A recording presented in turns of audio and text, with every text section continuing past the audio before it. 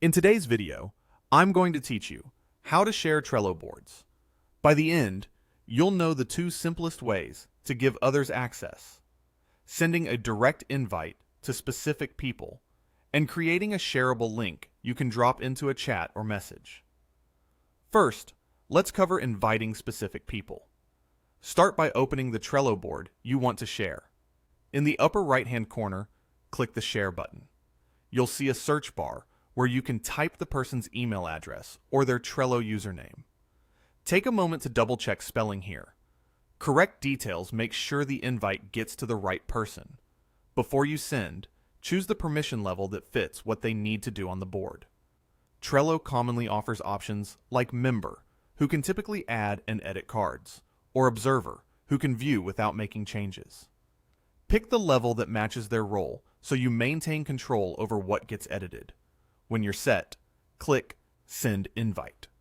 The person will receive a notification or email, and if they're not already on Trello, they may be prompted to sign in or create an account to access the board.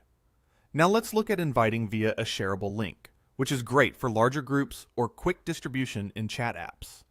Again, click the Share button in the top right. Look for the option that says Create Link or Share this board with a link. Before you copy it, set the permission for anyone who joins using that link. For example, you can allow link users to join as a member, which lets them contribute, or as an observer, which keeps access read-only. Selecting Observer is a helpful way to share broadly while protecting your content from unintentional edits. Once you've chosen the appropriate permission, click Copy Link. Now you can paste it into your team chat, an email, or wherever your group communicates. A couple of quick tips as you share. Choose the narrowest permission that still lets others do their job. Observers for viewing. Members for collaboration. When using a link, remember that anyone with the link and the allowed permission can join, so share it only with people you trust.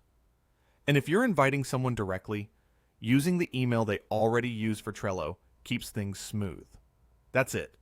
Two straightforward ways to share your Trello boards confidently and securely.